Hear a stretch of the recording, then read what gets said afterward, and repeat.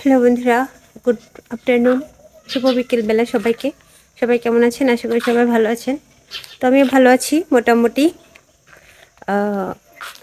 রান্নাবান্না শেষ, খাওয়া দাওয়া শেষ। নান্দা ফোন করেছিল, বলে যে ফোনটা নিয়ে একটু আমাদের বাড়িতে আসো, কিছু কথা আছে, আমি সবার সাথে একটু কথা বলতে চাই। তো উনি আপনাদের কাছে কিছু বলতে চান, আর কি বলতে চান সেটা অবশ্যই দেখাবো। চলুন শুনবেন আপনারা, আপনাদের সাথে বলতে চান, আপনাদের সাথে কিছু হয়তো শেয়ার করতে চান, হয়তো মনে কিছু এসেছে যেটা আপনাদের সাথে শেয়ার করতে চান।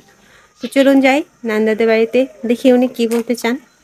আর সাথে থাকুন, দেখতে থাকুন, যাই দেখি। আমি রান্না বান্না করলাম, খাওয়া দাওয়া করলাম। নান্দার শরীরটা খুব একটা ভালো না। উনি ওই যে ঠান্ডা লেগেছে, ঠান্ডার থেকে গলা ব্যথা, দুদিন ধরে কিছু খেতে পারছে না, জল অবধি গিলতে পারছে না, বলে যে ব্যথা করে। আমি অবশ্য বলেছি যে গরম কাপড় মানে মাফলার বা সুতি কাপড় কোনো কিছু গলাতে পেঁচিয়ে রাখতে। এখন কি করছে জানি না। যাব, এই যে বিকেলবেলার পরিবেশ আমাদের। এই যে বাবা কি যেন কাজ করছে নিচে। ওই যে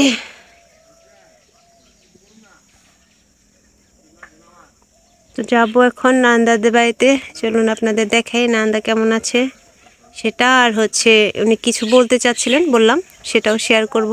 চলুন কি বলতে চাই দেখুন।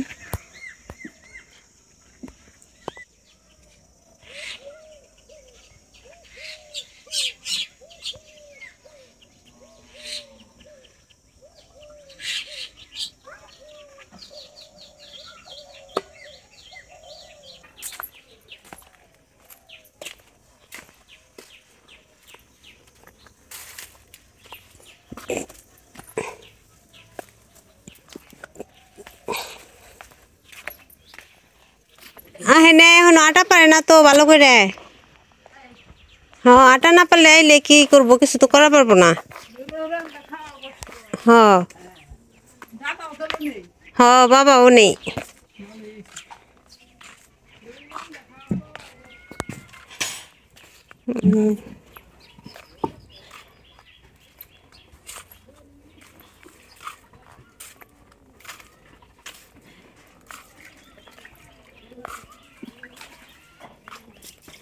কয়েল দাও না, ডুবে দিছ।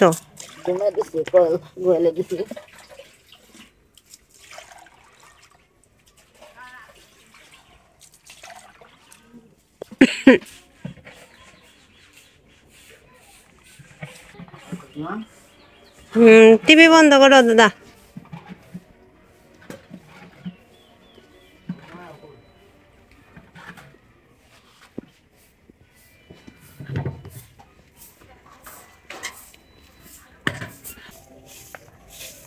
এবারে সব কিছুই জায়গা আগে সিসিং হয়ে গেছে।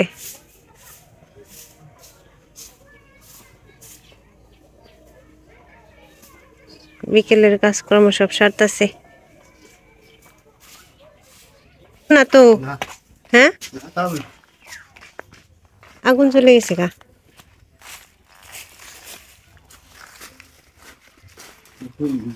গরু এত কাছে ভিজা জিনিস দিয়ে থাও, তাই দৌড়াইব। যে মশা তাড়ানোর লেগে গরুর ডেঙ্গু হইব।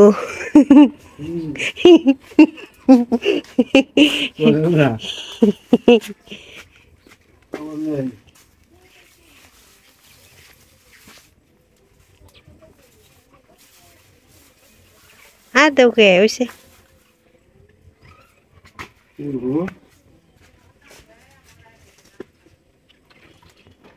ওই বালতির মধ্যে কোন ইন্দুরের ছাওয়া ফালাইছে, ফালাই দিছে না? শিবম ফালাইছে।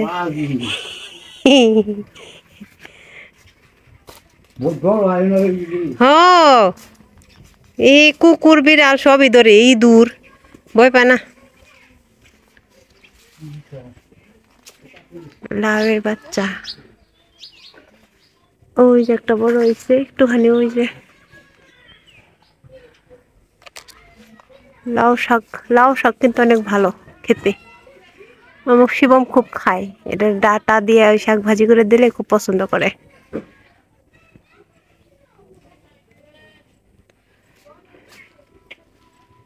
মোটামুটি একটা গ্রামের বাড়ি থাকলে মোটামুটি একটা থাকে যে এই যে সবজিগুলো বাড়িতে করে খাওয়া যায়, যে সিম, তারপরে যে পেঁপে,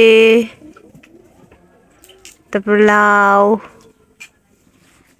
এখানে একটা পেঁপে গাছ আছে, এই যে পেঁপে ধরছে ভালোই। এবার গরু দুধ দেয়।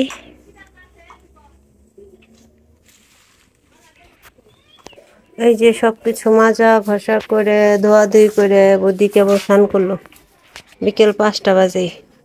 কালকে কামানি সব কিছু ধোয়া মোছা করা লাগে, সমস্ত কিছু হান্ডি পাতি শুরু করে কাপড় চোপড় সব বাড়ি ঘর বাইরেছে, ময়লা টলা সব ঝাড় দিছে, তারপরে সব ধুইছে কাপড় চোপড়। একবার আইছিলাম দুপুরে, দাদা কেমন জানি হয়েছিল, গলা ব্যথায় বমি টমি করে, এর জন্য আসছিলাম, তখন দেখছি যে সব ধুইতাছে। এই ধুয়ে টুয়ে যে কেবল স্নান করে এলো 5টা বাজে। ওই যে তামি তো লেগে গেছে প্রায়। এই যে দাদা দেবাতে আসছি, দাদা কিছু কথা বললো, তো সমস্যা নেই। তো এই যে কথা বলো দাদা, কি বলবা? বলার মতো শক্তিটা ভাষা নাই আমার, কারণ আমার ছোট ভাই মারা গেছে, এটা তো জানিনি, বলছি দেখাইছিও। তবে তার আজকে 14 দিন, কালকে কামানি, তার বুধবার দিন শ্রাদ্ধ। তোমার কত তারিখ পরে বুধবারে সবার নিমন্ত্রণ রইল, আশায় থাকবো। চাতক পাখি যেমন মেঘের আশায় চেয়ে থাকে, আমিও তেমনি আপনাদের আশায় আকাশের দিকে চেয়ে রইলাম।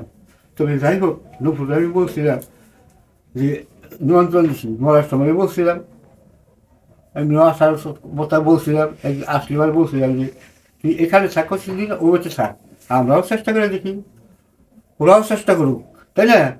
তা বললো যে আমি আসবো, হে আর আশা নাই। আমি যে পর্যন্ত বেঁচে আছি, তখন আমার পুত্রবধূ, আমার নাতি, আমি থাকবো, এই সংসারে যা থাকবো ওকে থাকবো। আমি কি মেয়েছে দিতে যাবো, কেউ দিতে যাবো না, আমার নাতি নেই, সব কিছু থাকবো। সেটা যদি না বুঝতে তো কিছু বলার নেই, আমি তো ছেড়ে দিলে, আমি তারিও দিই নাই, কিচ্ছু করি নাই। সে ইচ্ছাই গেছে গা, আসবে বলছে, আসে নাই। আমার ভুল বুঝবেন না আপনারা, অনুরোধ, এইটুকু অনুরোধ, আমার ভুল বুঝবেন না। এমন বাবু বুঝাইছি যে থাকতে যদি না পাই, মরার পরে কোনো দরকার নাই। এই দেহ প্রাণ যদি যাবে শুকাইয়া বন্ধুরি, তার মানে আমরা যদি মরে যাই, তখন যে আসে, তখন তো আর আমার কোনো লাভ লোকসান জামাবো, আমার কোনো লাভ লোকসান আছে? আমরা থাকতে যদি দুজন থাকতে যদি না পাই, তো তার মরার পরে এসে তো কোনো লাভ নেই। এরপর যদি না আসে, বলার কিছু নাই। এই শ্রাদ্ধ আসার কথা বলছি বলে অবনী নিয়ে তুমি এসে বলবা, না আসলে আমার অপরাধী মনে করবেন না, আমার আর ই করি না, অভিশাপ করি না। আমার পুত্রবধূ, আমি ধর্ম নষ্ট করতে রাজি নই। আমি যে পর্যন্ত বেঁচে আছি সে পর্যন্ত আমার পুত্রবধূ বিয়ে হয়ে যেত না, তখন আমার পুত্রবধূ থাকতো না, অন্য ধরনের পুত্রবধূ। যখন বিয়ে হয় নাই, ছেলে হলো আমার পুত্রবধূ উচিত, আমার নাতির। আর সে আসলে তো কেউ কিছু বলবে না, থাকবে থাকবে খাইবো, যাইবো, আবার সে বেঁচে যাইবো, আসবে। এইভাবে তো তাই নীতি। আমি তো তাই বলি নাই তুই জায়গা তোর রাখ না, সেটা তো আমি বলি নাই।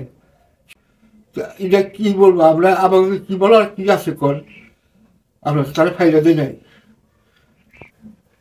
এগুলো বলতাম না। আপনারা কমেন্টে জানাইছেন যে মারা গেছে, অসুস্থ করে নেবো, তাদের তো বাড়ি, তাকে তো জানাইছি, আমরা সব জানাইছি যে নিরামিষটা খাই আমরা 15 দিন, নিরামিষটা খাই তৈব, ওরা জানাইছি মরলে পারে। আসতে বলেছি তখন অবধিত যে আমরা যদি মরে যাই, যদি 5টা টাকাও বাড়িতে থাকে, অবনীতি থাকবো। এই কম্পিউটার দিয়ে যায়, আশায় দিয়ে যায় যে আমার বডি কম্পিউটার টিপাইতে, বডি অবনী ওই কম্পিউটার টিপাইতে পারি। যদি কোনো দিন আসছে ওটি টিপাইব, আমরা দেখবো, আর বলবে যে বাবারা কিনছিল, দাদু আর দিদি এটা আমি রাখছে, ওটাও দিয়েছে, আমি কারাতে কি দিতাম, এই জন্য দিই না, হাতে মনে রেখে কিছু করেন না। আপনারা কইছেন চৌপুচার দেখে একটু রাগ করছেন, কেন দেই নাই? যে অবনী রে, পৃথিবীর কোনো শক্তি নাই যে ওই বেতন ধরে রাখে, সে একদিন হলেও বলবো যে আমার জন্মমাসিটা দেখবো, আমার বাবার বিচারটা দেখবার যাবো। তখন অনুরোধ, আমার ভাইয়ের শ্রাদ্ধ ওই বুধবার দিন, কত তারিখ পরে 4 তারিখ 4 তারিখে, ডিসেম্বরের। ডিসেম্বরের 4 তারিখে অনুরোধ, আপনারা আসবেন। আর দ্বিতীয়ত কথা হলো, এই মাসেই আমার ছেলেরও বৎসর পূরণ হলো। বৎসর পূরণ হলে আমাকে একটা তিথি রাখি, মানে একটা শরীর দিল দেই, একটা মুখ দিল দিও নাকি, সেটাও হিসাব হচ্ছে। আপনারা আসবেন 17 তারিখে, ডিসেম্বর 17 তারিখ। হ্যাঁ, কিছু তো পারম না, বাতাসা যখন তবু যদি আপনারা পাশে থাকেন তাহলে আমার ছেলের আত্মা শান্তি পাবে। ধন্যবাদ দেয়া, বিদায় নাও। ধন্যবাদ, আর কিছু বললাম না। সবাইকে ভালো সবাইকে থাকবেন। সবাই ভালো রাখেন। কমেন্টে হয়তো খারাপ কোনো মন্দ কিছু বলে থাকে বলে দিন। আমি তো ভুল করার মানুষই, আমার তো জ্ঞান শক্তি বুধ জ্ঞান কিছুই নাই। হয়তো কথার কথাই বলো, এইটা কই কমু অন্যটা হয়ে যায় না।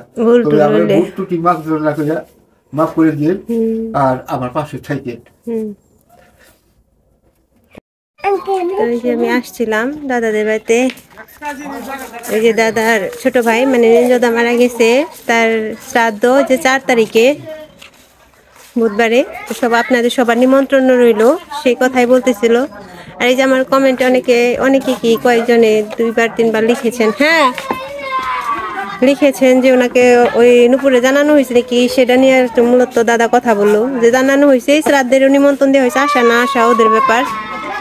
হ্যাঁ, আর আপনি এমনভাবে বলছেন যদি আমি এটা রেসপন্স না করি তাহলে নাকি আমি আপনারা ভাববেন যে সাবস্ক্রাইবারের গুরুত্ব দেয় না। সাবস্ক্রাইবারের গুরুত্ব না দেওয়ার কিছু নাই, কারণ সাবস্ক্রাইবাররাই হচ্ছে সব। যে কোনো ইউটিউবারের কোনো ভ্যালুই নাই সাবস্ক্রাইবার ছাড়া, মানে তাহলে আমার কি ভ্যালু আছে আপনাদের ছাড়া?